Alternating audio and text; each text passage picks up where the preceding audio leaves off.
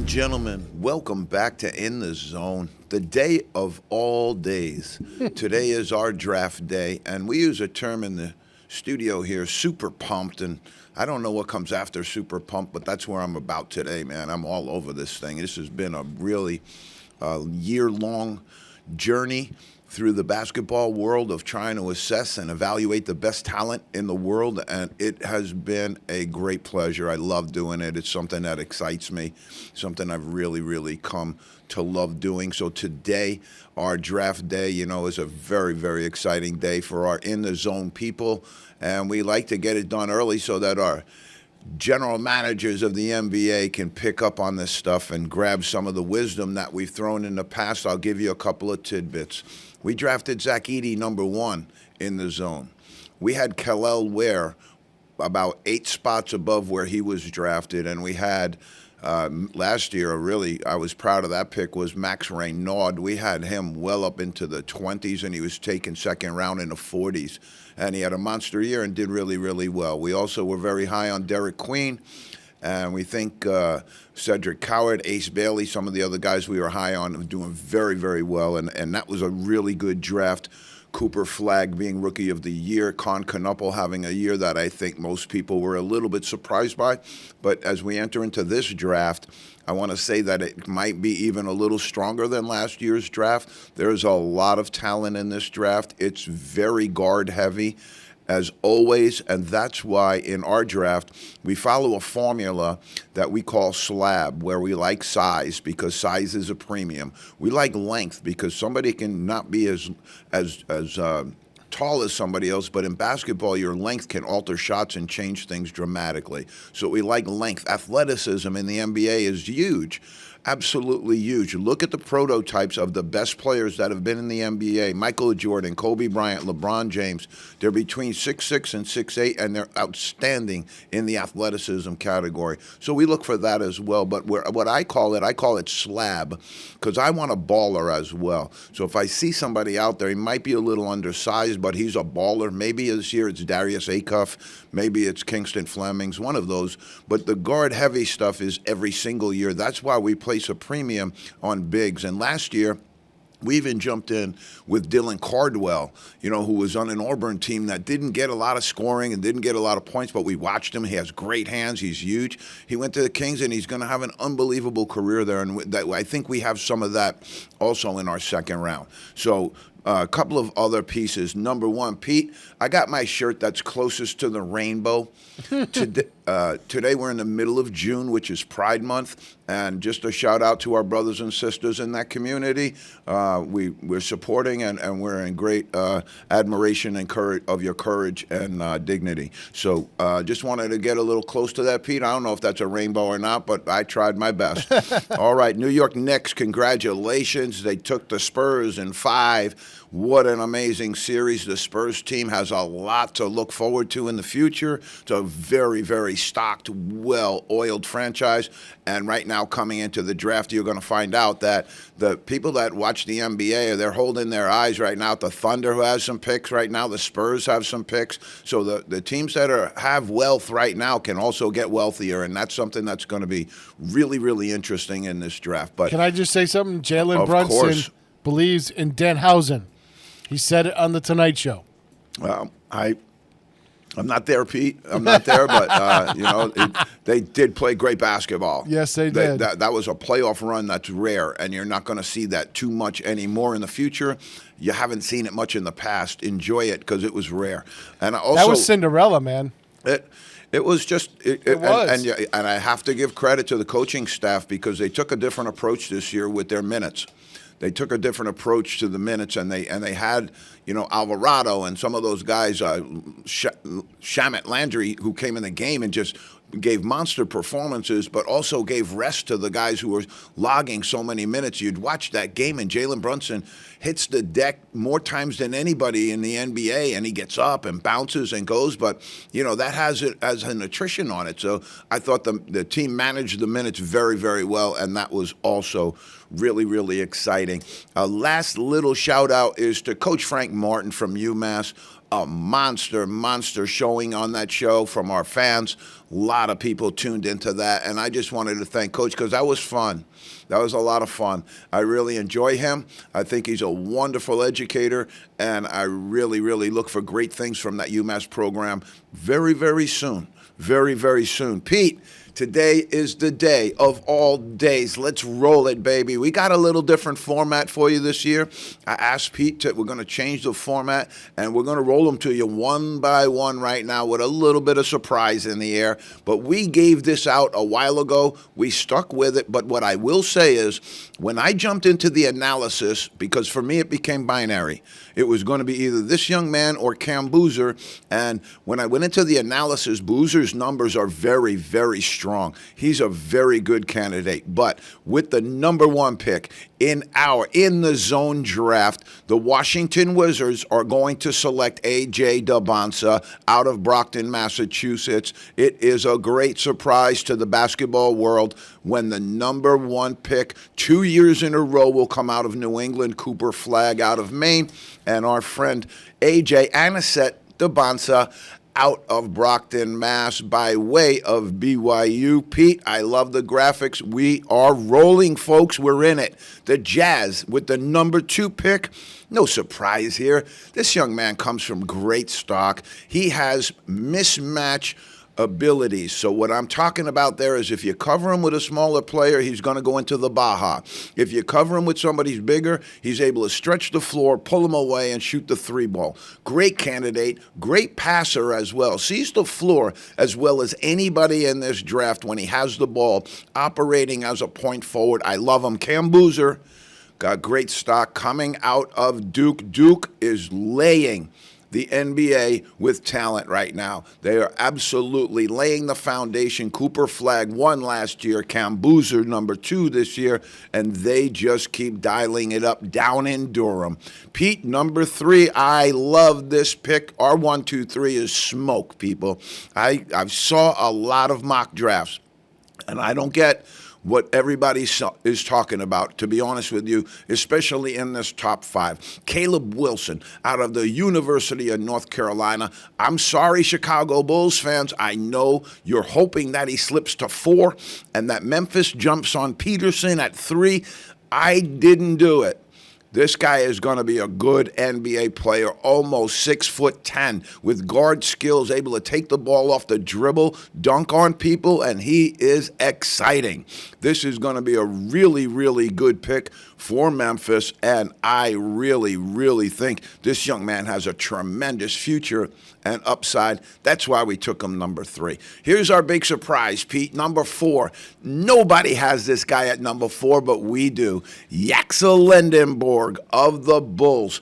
We're going to give him, he's going to stay very close to home there. He was the Michigan MVP of the year this year. I thought he should have been the Wooden Award winner. He was not, but he had a monster year. National championship, came over from UAB as a transfer student, did great work under a great coach, Dusty May, who's also starting to populate the NBA, my friend, especially with some of his players that he had down at Florida Atlantic.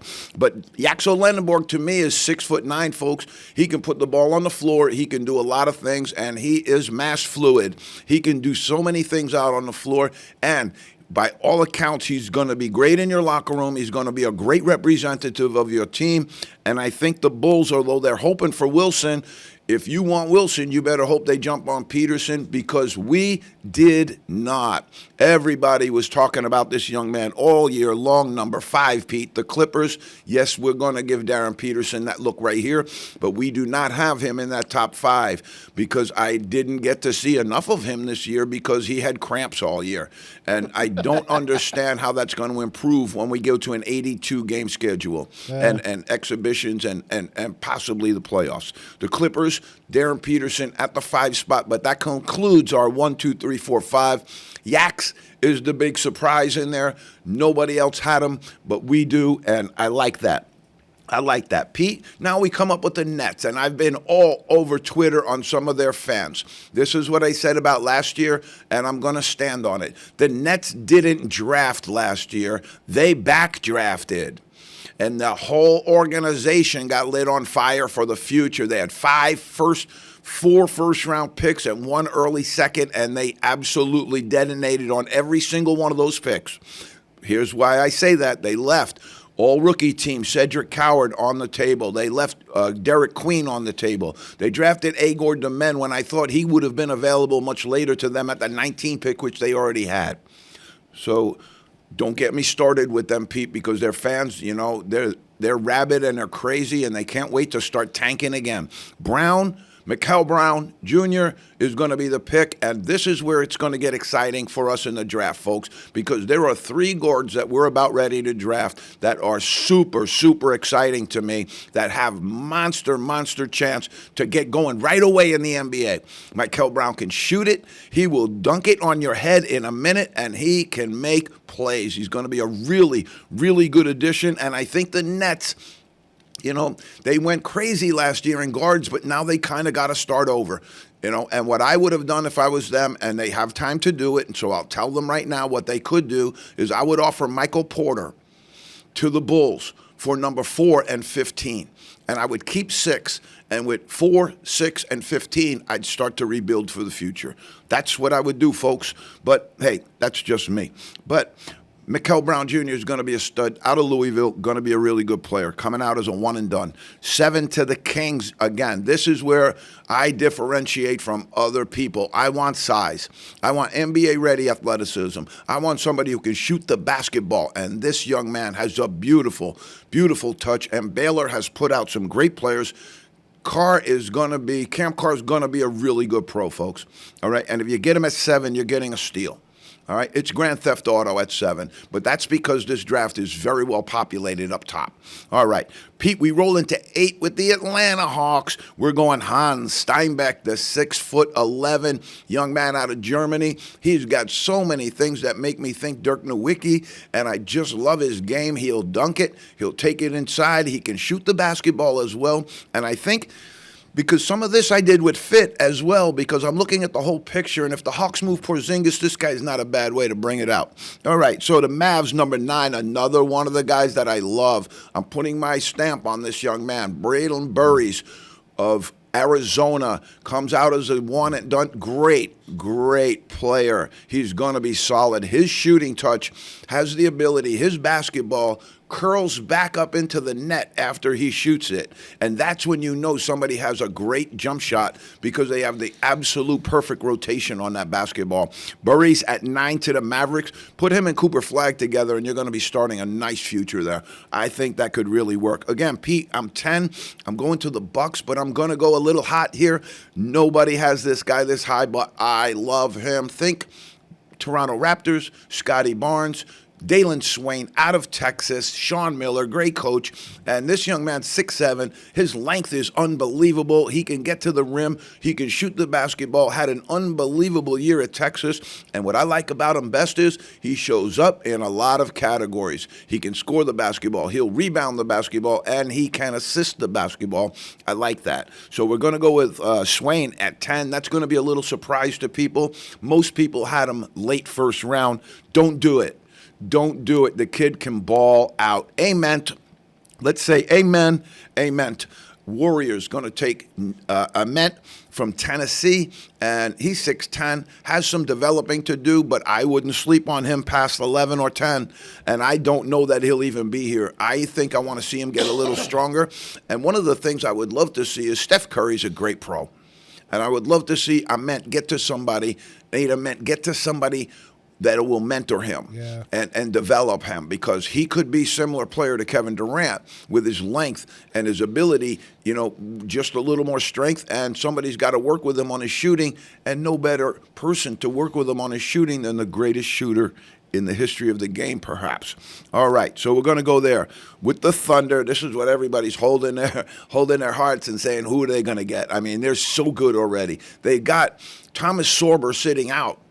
But after I watched what happened to them, I don't know that Holmgren won't be on the move, and this is best available. Ade Mara is going to be a really, really good pro. I don't even know if he's going to be around, because NBA people might like him more than my guys, Brown, Curry, Brown, Carr, and Burries. So I don't know, but I love those guys, and I love Dalen Swain too, and those guys can ball out, and that's what I'm looking for. All right, so Mara at 12. Here's going to be a surprise for people. At 13, the Heat, we took Darius Acuff. Everybody has him top 5, top 6. To me, he's 6'2". He's going to have some physical limitations in the NBA because his athleticism, although very good, isn't that high level athleticism you want to see on a 6'2" player. He shoots the ball at a 44% clip from three-point range, so I think that will help him a little bit. But I think there's some real translation issues here with Darius Acuff, and I moved him down to 13, which I don't think a lot of people have him that low. I'm also not as high on some of the other guards that they have there, and you're going to see that reflected here because I'm a size guy. All of these big men can really have an impact on your team, and there's not a lot of them. Here's what I'm talking about. With the 14th pick, the Charlotte Hornets are going to go with Chris Senack, freshman from Houston, played for Kelvin Sampson. Really good freshman year, but this young man's best days are in front of him.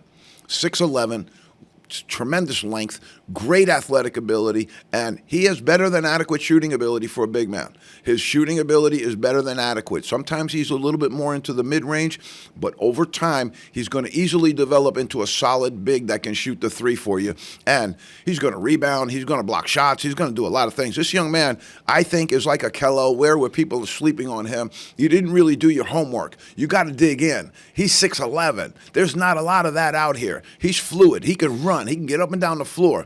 I like him. Kingston Flemings, Pete. Let's go Kingston Flemings to the Bulls.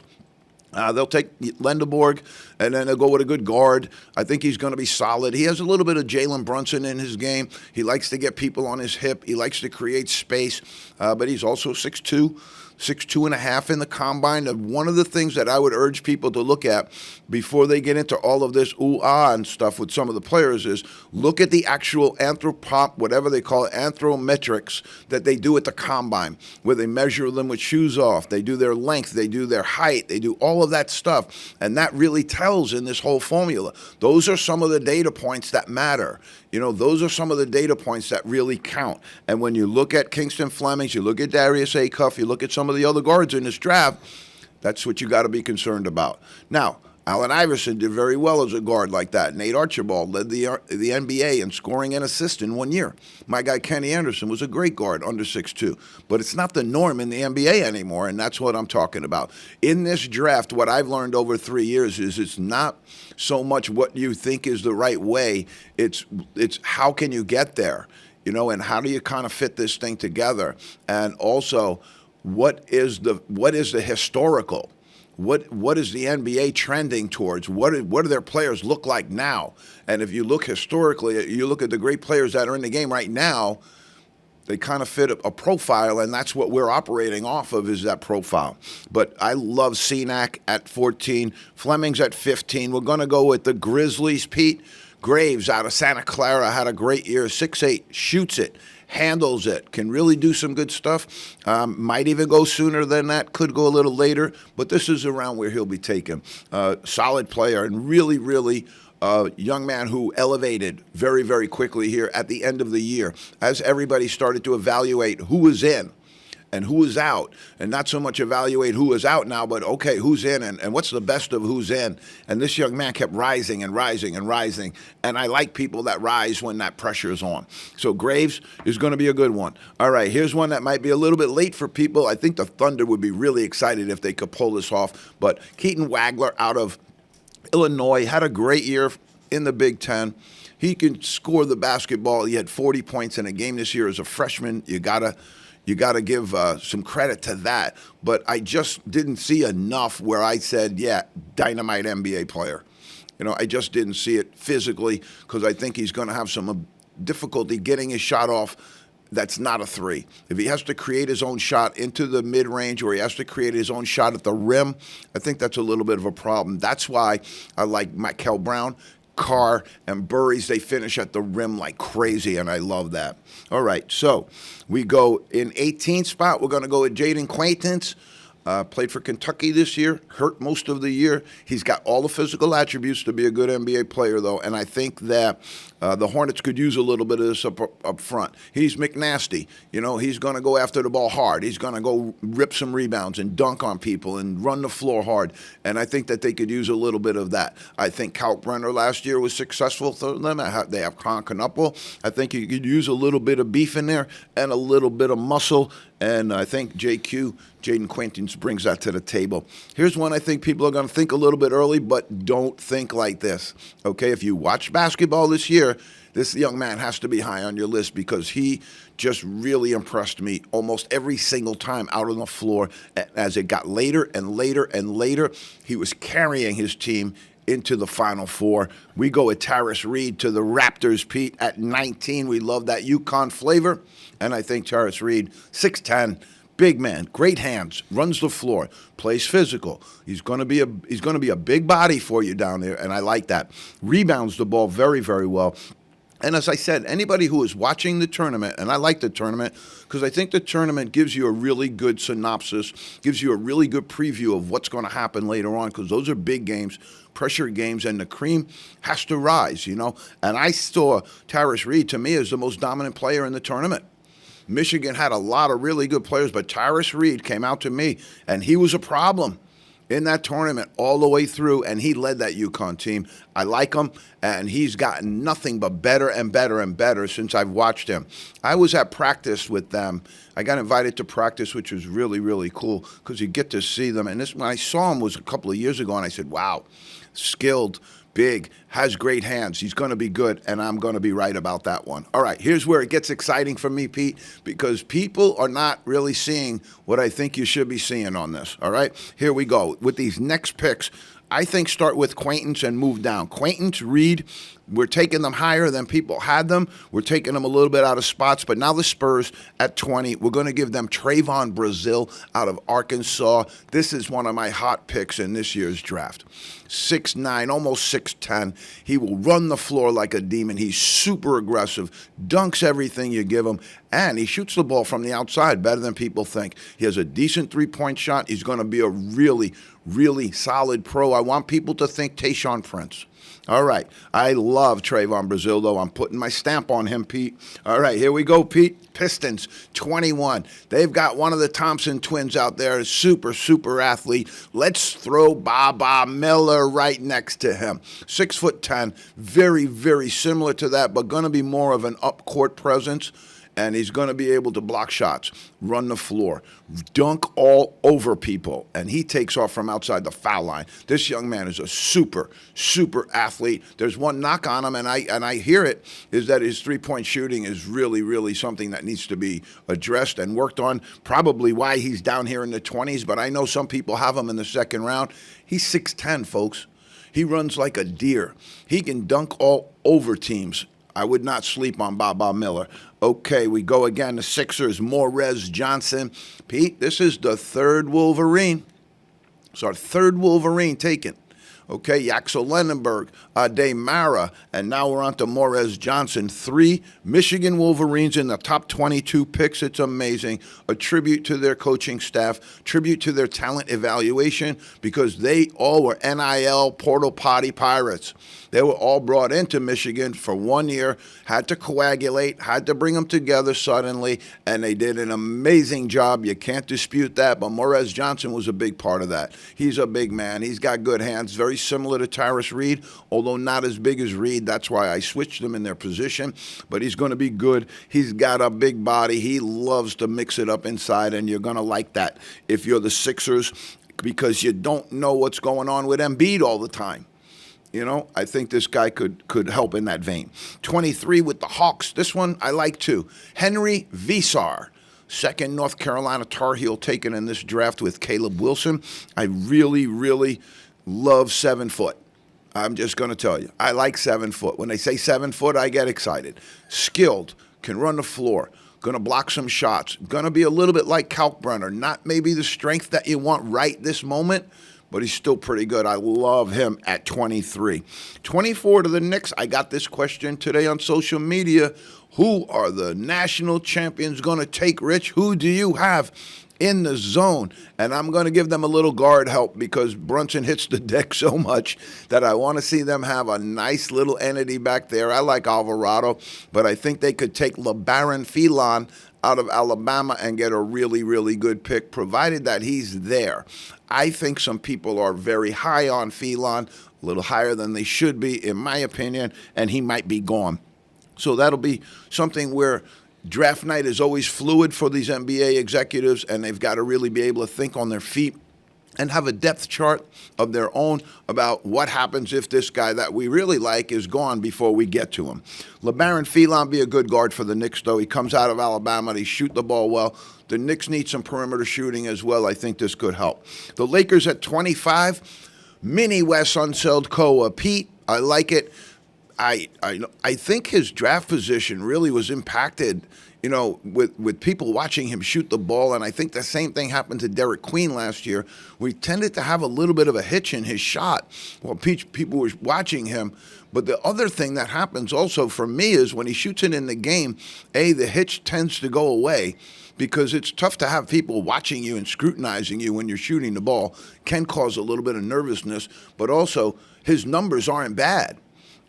So I like him there for the Lakers at 25. He's a big body. He can run the floor. He's going to get some muscle in there for you. He's going to bring another little piece for Luka and LeBron to mentor. The Nuggets at 26, Pete. Isaiah Evans out of Duke. Another Duke Blue Devil taken. And this one's going to be a good shooter in the NBA. He's 6'6". He's a guard. He can shoot the basketball lights out. Again, a little bit, some of the guards, somebody made a comment on social media that I agreed with and liked, was that there's some strength deficit in this draft with some of the guards, and that's, even some of the bigs like Ament, because they're so young. Some of these guys are so young. You're coming out in your first year of college now. You're coming out in your second year of college now, and that's young. And wait till some of this legislation kicks in. All right, we got the Celtics at 27, Pete. I think they got a pretty good team coming back. I don't know if they're going to make some changes. There has been some talk about them trying to bring Giannis. That'll be interesting. But in the event they don't do that, we gave him Graham Ike out of Gonzaga. Really solid big. He can run. He's strong. He'll dunk everything for you. Another really good guy on that baseline to bring some muscle and some strength to that front line, which I think is needed. I think their guard play, if it stays the way it is, you can't really question that. I did think up front this year they could use some more help, and that's why we gave them Graham Ike. There's a 30th pick down here we're going to talk about in a minute. The Celtics should look at that pick as well if they're looking for a big man up front. Joshua Jefferson, 28, to the Mavericks. Iowa State, 6'7", 6'8", guard skills, can do a lot. In time is going to be a good NBA player. I think right away, there's going to be some adjustment, but he plays in the Big 12, playing against the best talent in the country, and I think he really handled himself well this year.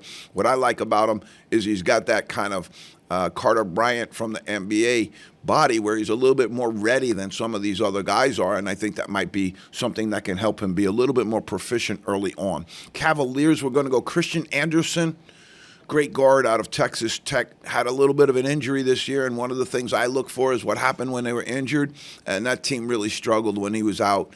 When he was back, they were very fluid and going. He's a point guard, lead guard, and he can score the basketball. I think the Cavaliers could use a little help there. Still haven't really filled in that Darius Garland role, although they have Harden. Who knows what's going to happen with him? I believe he's a free agent. And they also have Donovan Mitchell. But again, some help in that backcourt might not be the worst thing. But again, this young man right here is somebody I think that people are sleeping on. In our number 30 pick with the Mavericks, if there's this pick makes more sense if something happens to Gafford. So they have Daniel Gafford, their big man, and he's been talked about a lot in trade talks and possibility of moving him. They have Derek Lively as well. But if anything was to happen to one of those two guys, you're going to want to have a big man that can run and be effective right away. I have no idea why people are sleeping on Mark Mitchell. He started out at Duke, finished his career at Missouri, played high-level basketball all 4 years, and is a really, really good big man. Everybody kind of thinks he's a little undersized, to play center. I'm not of that vein. I think he's going to be fine because he's big and strong.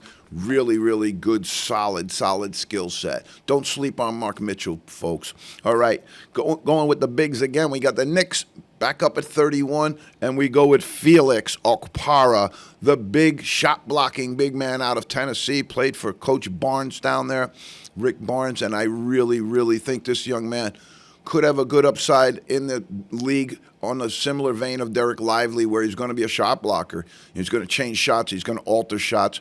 I don't think you're ever going to see him develop into a great NBA offensive step-away basket guy, but he's going to be able to be a rim runner, set high ball screens, going to get out and roll and do some good things, and I think he's going to be able to stretch defenses because you're going to have to cover him because he can dunk everything. I like this pick, 31 to the Knicks, Felix Okpara. Another young man that's really kind of, and it happens with the guards mostly. They're like more of a commodity that goes up and down, a little bit more of a volatile commodity, in this draft, I think. And right now I go Bruce Thornton to the Grizzlies because I don't know what's going to happen in their backcourt. I really hope that something happens in their backcourt because I love their young talent. But, Bruce Thornton is the leading scorer in Ohio State history. That matters. Now, a lot of people down on him because of his size, but he can score the basketball. If you're telling me Acuff and you're telling me Flemings, this young man played at that same level. He's an all-time leading scorer in Ohio State history, and that has to matter a little bit. At least it does to me. To the Nets, 33. I think they need help up front, the Nets. So if we gave them Mikal Brown, I want to see them try and take a big here. Kwame Evans wouldn't be a bad deal out of Oregon. Nice. Fluid big man, 6'10". He's powerful, strong. Played along Nate Biddle, who's another guy we're going to be talking about in a minute who I like. But Dana Altman's done a good job of populating the NBA with pros. He's a great coach, has an NBA-style system, and I think that Evans right there to the Nets would be a solid pick because they're talking about Claxton on the move. They're talking about moving some people on their front line possibly to draw some fire here. I don't know what they're looking to do and what they're going to exchange for Claxton, but I think the talk was De'Aaron Fox or somebody that can score like that. Not sure I'd be willing to jump on that grenade right now. So at the Kings, another guard, Ibuka Okori out of Stanford. I love his numbers. I just don't love his game. I think he's going to be good, solid. He's athletic, but he's undersized. He's going to have to play the point, and he's a scoring point guard. And if you're on a team where they want the point guard to distribute and move the ball, he's probably not your guy. You send him to the Kings. This is a pick I like. A lot of people saying he won't get drafted. I can't see that. 35, the Spurs. Take Keyshawn Hall out of Auburn. One of the best players in the entire NIT this entire year. Really played well. He's 6'7". He can shoot the three. He can really get to the basket as well, dunk. His athleticism isn't the highest. That's why I didn't have him in the first round. But initially I did. I moved him down a little bit, but Keyshawn Hall is going to be a solid pro. Spurs would get him because that kind of spits. It's kind of in the Spurs model. Spurs model is they want size. They have Harper, they have Castle, big guards. They want size all across the board.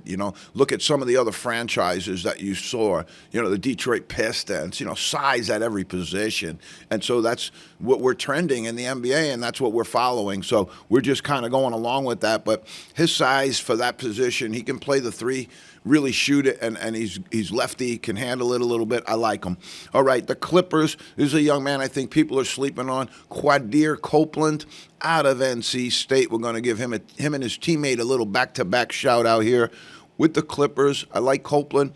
I like the NC State program with the athletes that they draw because they are a little bit more NBA ready. We go to the next pick, 37 at the Thunder. Again, people holding their breath because they can't imagine them getting much better. But I like Darian Williams, also of NC State at this spot. He was a young man who transferred out of Texas Tech. I was of the opinion that if he had stayed at Texas Tech, they would have been a Final Four team, maybe had a shot to win the national championship with Christian Anderson, Darian Williams, and Jacob Toppin, had that all stayed healthy together with some other good pieces they have. I think that would have been great. Instead, he wound up at NC State and didn't have, the greatest of years, but he's solid. He can really play, and he's going to be a good pro. We're going to go to the Bulls. Otega Oweh, Kentucky guard. solid, can shoot it, can handle it, got a little bit of an NBA body right now, so we're going to give him a little bit of a attribute there. But he didn't have a great year for Kentucky. I don't know what's going on out there, but that whole chemistry thing was a failure, and they didn't have the right guys and the right fit, and I don't know what they're going to do about that, but that's the way it went. And at 39, this is the guy we were talking about a minute ago for the Rockets, Mr. Nate Biddle, 6'11", 7 foot. A year ago, maybe it was 2, I don't know, we gave out the name Quentin Post, big man, that the Warriors did draft, and they brought him in. But we had him, I think, at in the first round at 30, really liked him. Big, wide body, strong, physical, 7 foot almost. That's Nate Biddle. And Biddle's got some hands. He can do some good stuff. I think, he could be a guy, that could survive in the NBA for a good long time, just being serviceable. He's never going to, be a guy that's a first frontline all-star guy, but he's solid. Celtics, Jaden Bradley, Arizona guard. There's going to be a bunch of guys in this draft that are taken that aren't as good as him. And Jaden Bradley's a good pick. If the Celtics can get him there at 40, I think it's Grand Theft Auto. The Heat are going to take Ugana Onyenso from Virginia. Love this young man's shot blocking potential, his defensive potential, and his rebounding potential. And I think that he could use a little bit of that up front, especially if they're talking about moving Kel'el Ware someplace. They have a little bit of a personality conflict there, I believe. All right, so we're moving, we're cooking, we're going fine with gasoline here, and I'm holding up, Pete. I'm good. So we're going to 42 with the Spurs. This one I like. Tyler Bilodeau out of UCLA, the absolute best shooter in the draft, folks. Marksman, deadly shooter. He might be a Knuppel type, where he's not going to woe you with great defense, although Knuppel is a better defender than this guy. But he can really, really perimeter shoot the basketball. And that's a premium in the NBA right now. You see it with Grayson Allen making a great career for himself in the 50% range of three-point shooting. And that's where I think Tyler Bilodeau can fit into that mold because he's a deadly shooter out of UCLA. Let's go, Pete, to the Nets. Alex Caravan out of UConn. I said a while ago, this young man's never going to play a day in the NBA. I'm going to stand down today, Pete. We're going to take him at 43. This year, he proved something to me. He's a big shot maker, really, really good shot maker. He's never going to jump over the moon. He's never going to be a guy, but he's so solid. And I think right now in the NBA, you could use a little bit of that. Especially the Nets could use that, yeah. Especially the Nets. I hate to do it to you, Alex, because we are going to send you to Brooklyn, but I think he could be a good piece there. And, we're talking about 43 right now. You're hopeful to get somebody that's going to make your roster. This is what we talked about also to some of the Net fans. You have all these draft picks lined up. Who are you going to cut now?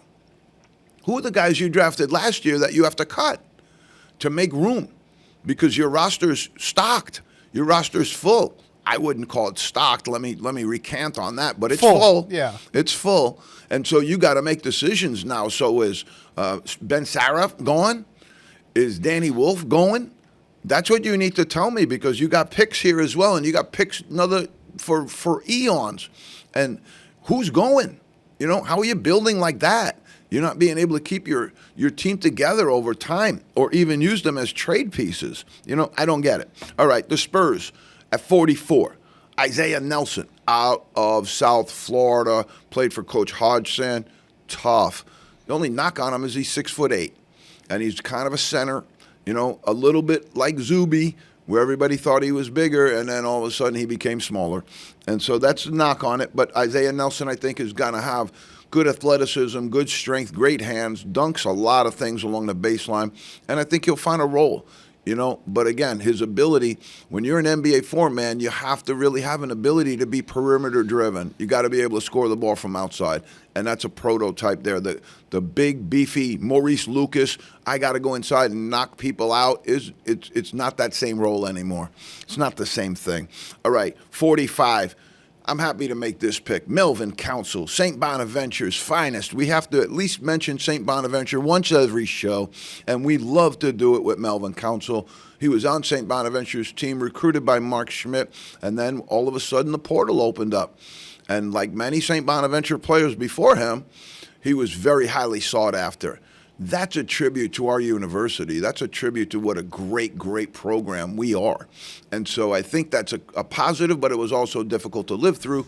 But Melvin Council went to the University of Kansas, was paid very well for his services, and now I have him in a second round because he's a really good big guard, and he's proven it to me. I think he's got to continue to work on his offensive game, but I think he'll do it. Excuse me. We have Jaden Bradley and Melvin Council. I just want to bring this up, both from the city of Rochester, New York. So a little bit of shout out to Ra-Cha-Cha.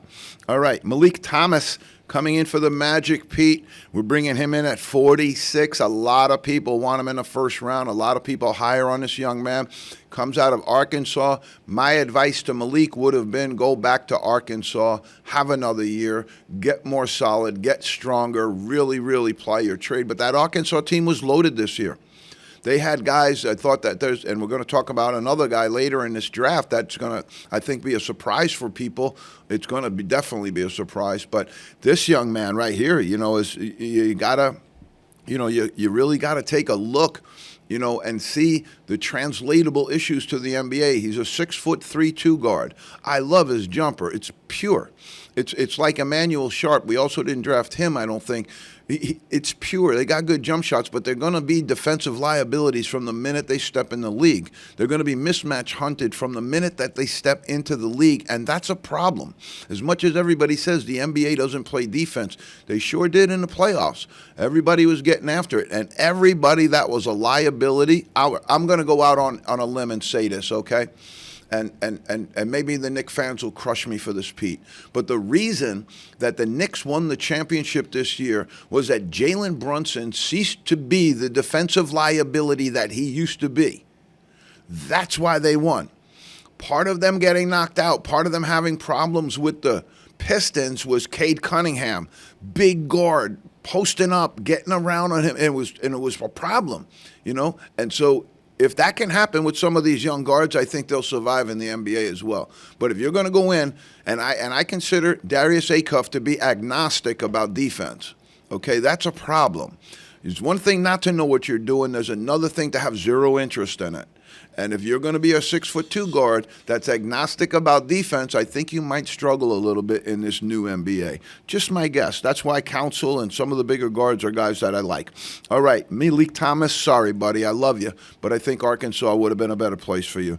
47, the Suns were going Bennett Sturts, he's a good-sized point guard. Really, really had a great year this year, and I really like him. I like his story, everything about him, and I think he's got the size to be able to succeed. And the way I put him with the Suns is because they kind of play a loose kind of offense out there, left over from the days of when they were doing the Steve Nash, wide open offense where they're scoring tons of points. I think, Bennett Sturts might be able to get in there and revive some of that for the Suns. Mavericks, again, surprise pick.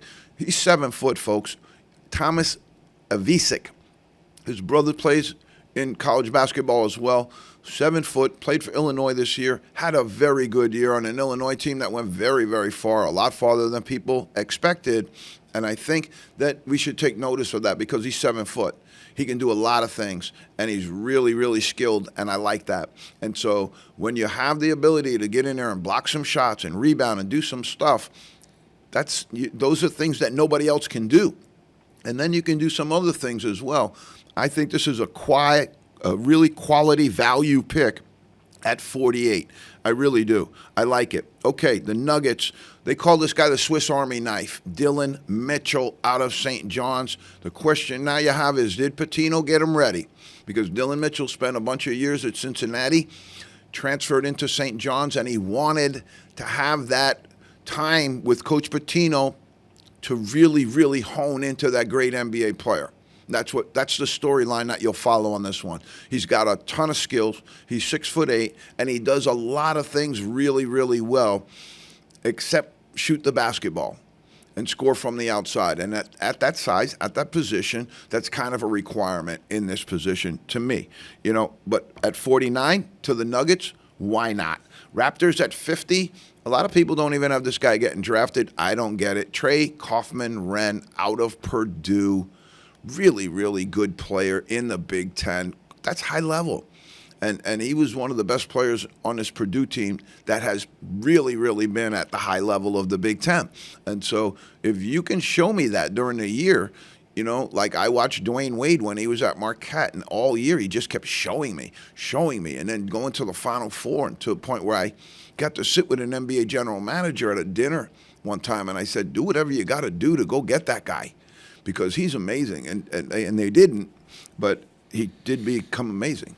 So I don't think Trey Kaufman-Renn is going to be anything amazing, but I do think that he's going to be solid, and he's large, 6'8", and he can shoot a little bit from the outside, and he's been in big games, and he's physical, and he can do some things. So if you're looking for a serviceable piece, I think that the Raptors might be okay there. All right, let's go to the Wizards. Here's one that's on nobody's draft board. I'm calling out to Will Dawkins right now, and I'm saying, Will, I got one for you. All right? A couple of years ago, I took a young man, Trace Jackson Davis. We put him up in the early part of the second round, I believe, maybe into the, you know, and he was drafted way, way late, but he's been serviceable for the Warriors and been a good player. I see almost the same thing here. You know, he's going to be good. He's going to be good. Malik Reneau is 6'9". He comes out of NC State. That'd be the third Wolfpack guy taken in this draft. You wonder why they probably weren't better than they were. But Malik Reneau is 6'9". He has a lot of things that he can do. Started out at Indiana, transferred over, and really, really had a great year.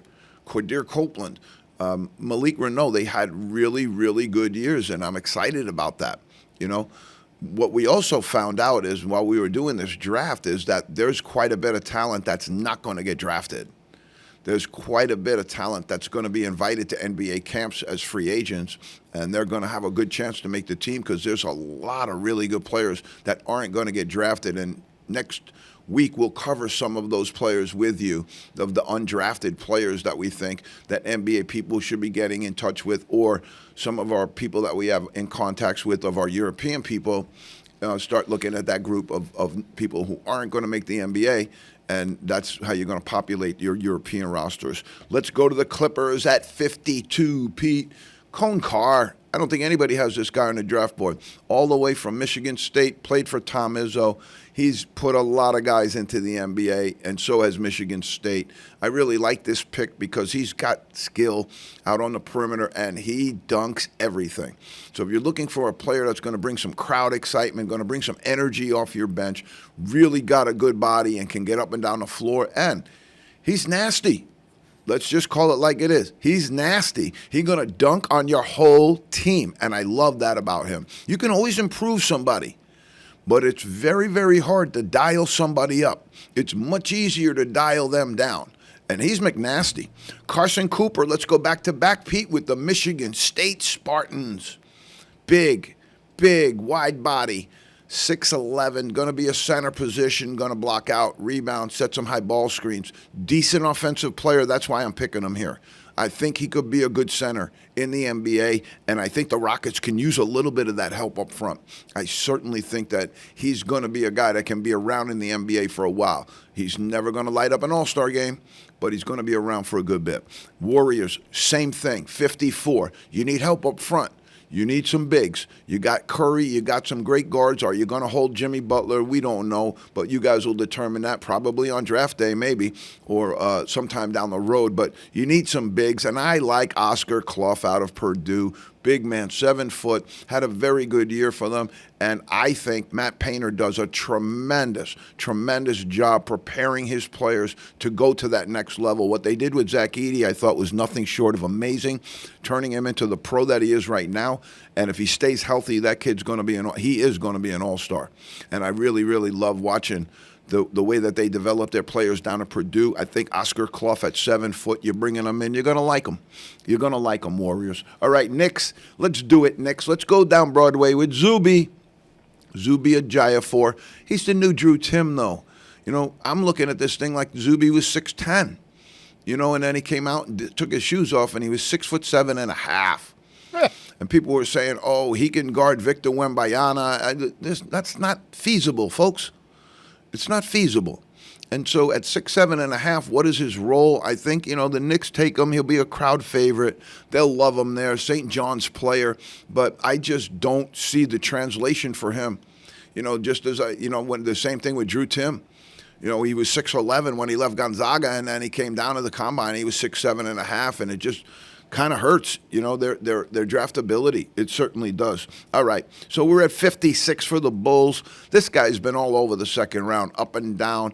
Nick Martinelli out of Northwestern. I'm not in love. I think he's going to have a hard time in the NBA. I put him with the Bulls, so if he does get a tryout, he doesn't have to travel too far. If they cut him, he doesn't have to move. He can start working on his G League or NBA career, or in Europe, his NBA Europe career. I just don't think Martinelli translates. A lot of people high on him. He's a 6'7" white kid that's crafty, can do a lot of things. Had a great career out at Northwestern, but there's just too many other guys around to consider him anywhere higher than there. All right, these next two picks, Pete, I want to just take a quick moment. One is a PTSD moment because Aaron Nkrumah will be our next pick out of the Hawks. This might be the best story in the draft, folks. I'm going to tell you a little bit about Aaron Nkrumah. He was at Nichols College outside of Worcester and transferred, unfortunately, into our league and came to Worcester State and led them to 2 championships in a row. Beat us one of the times, and Aaron knows we had them. We blew a 12-point lead late in that game, and we had them. But it was Aaron Nkrumah who beat us, and there was no question about that. But we had them. Aaron Nkrumah goes from Worcester State, takes advantage of the portal, and winds up getting picked up by Tennessee State. They become an NCAA tournament team. He's starting on it and dropped 20-plus points in the NCAA tournament, started to grab some scouts' interest. One of the things when you go to the combine they do these testings of agility. They do a vertical leap. They do these different things. And so when Aaron Nkrumah went in there, I'm not sure if he was just, really focused on this one thing, but he wound up winning the shuttle run, which is kind of a little box. Where you slide, you backpedal, you slide, it's just a quick little thing that you do in and out, but his numbers were the best in there. So now, again, you got something where an NBA scout keeps looking down his pad, and he has those numbers in front of him, and they're all there, and he looks at the top of the box set, and it's just a hustle, desire kind of thing. Obviously, you got to be athletic, but you got to put a lot of heart into this thing. And the name Nkrumah comes up, and now he goes to the combine and plays very, very well there. So this is a great story for a great young man.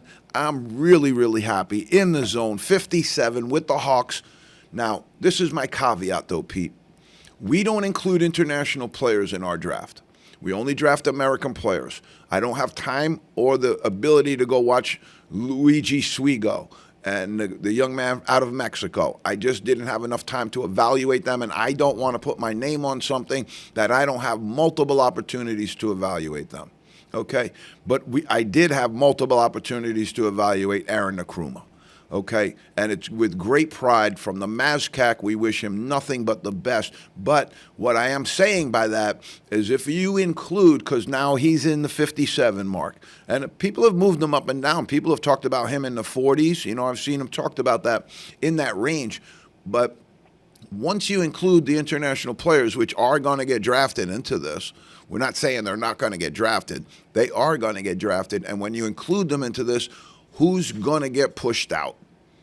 And that's what worries me a little bit in this next couple of picks. But at 58, Pete, the Pelicans, with great pride to celebrate the GW Center, the Revs are putting up Rafael Castro for the first time in a while. They've had an NBA player, but they have had some in the past.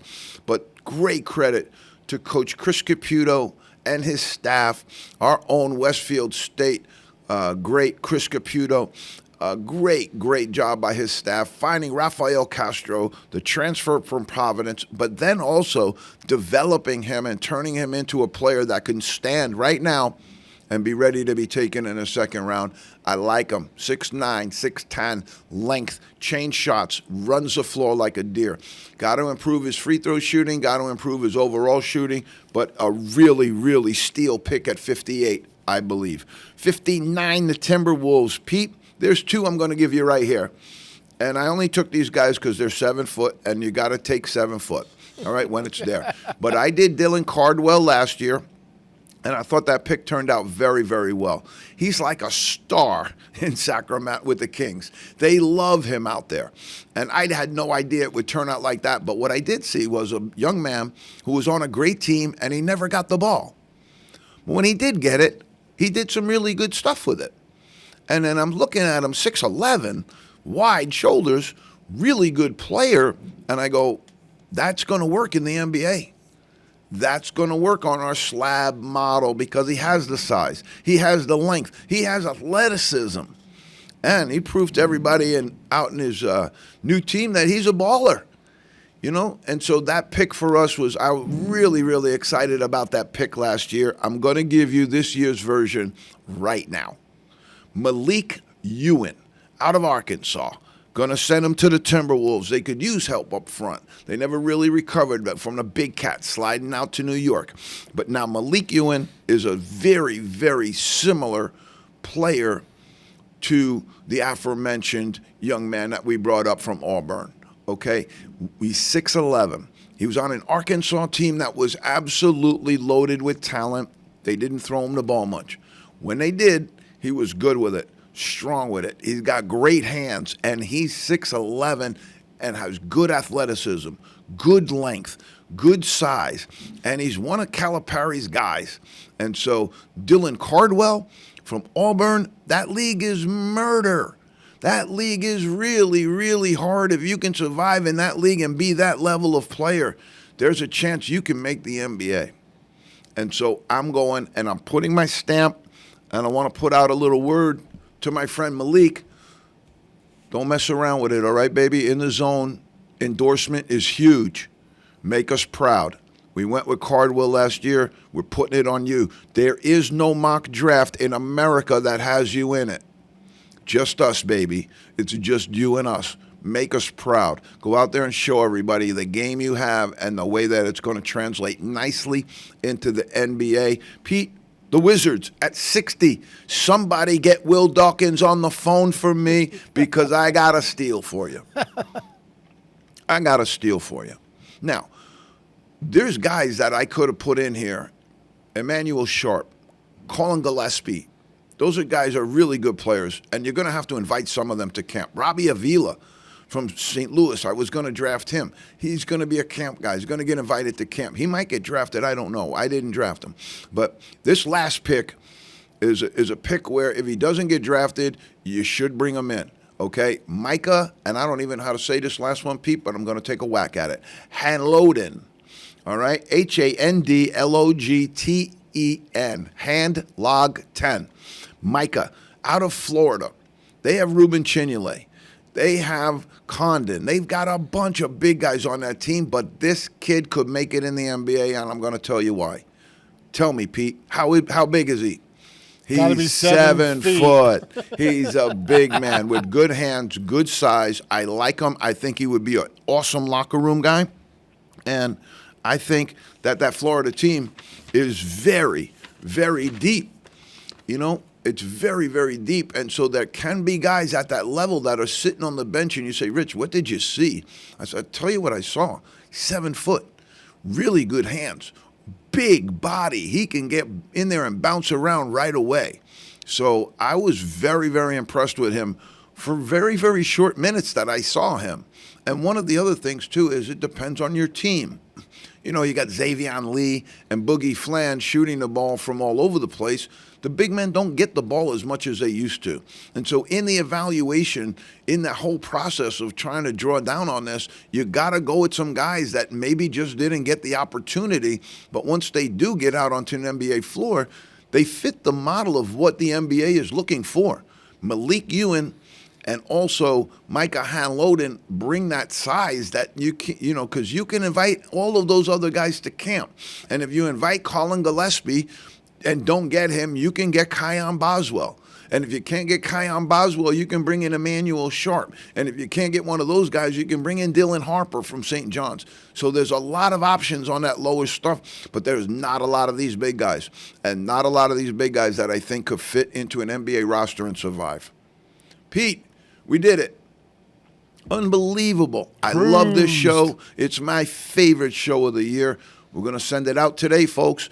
Be ready, because this is ready to go off the press, and we are willing to put our stamp on this draft. I think it might be our fourth, Pete, but I don't know. It's either our third or fourth draft, and I think this is the best we did with it. I really do. I think it's the best we did with it because I was better formatted. I'll tell you what I did this year. And it drove my wife insane, but I'll tell you what I did. I turned into like a Ernest Hemingway type almost, but I just started writing everything out with a pen from the law firm of Victor Guzman Esquire, by the way. He sends me pens every year. He's my boy from home who I played basketball with, and he's an attorney now. I couldn't be prouder of him.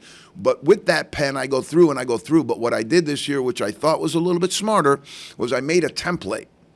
1 through 60, all the teams, what do you need, what do you got, what can you have, and that's the way I did it this year, and it was much easier. But I would go through it, and I would look at it and go, crumble it up, throw it on the ground.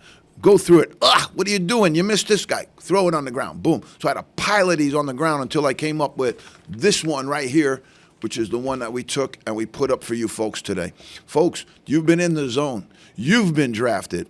And we're looking forward to the 23rd and 24th in Brooklyn when they have the actual NBA draft. We can do both rounds in one day. They're a little soft. It's going to take them 2 days to get their draft done. Folks, we're looking forward to seeing you next week. Again, Frank Martin, you're the best. Thank you so much. The Knick fans out there, behave at the parade. And to our people who are celebrating in June, God bless all of you. See you in the zone next week.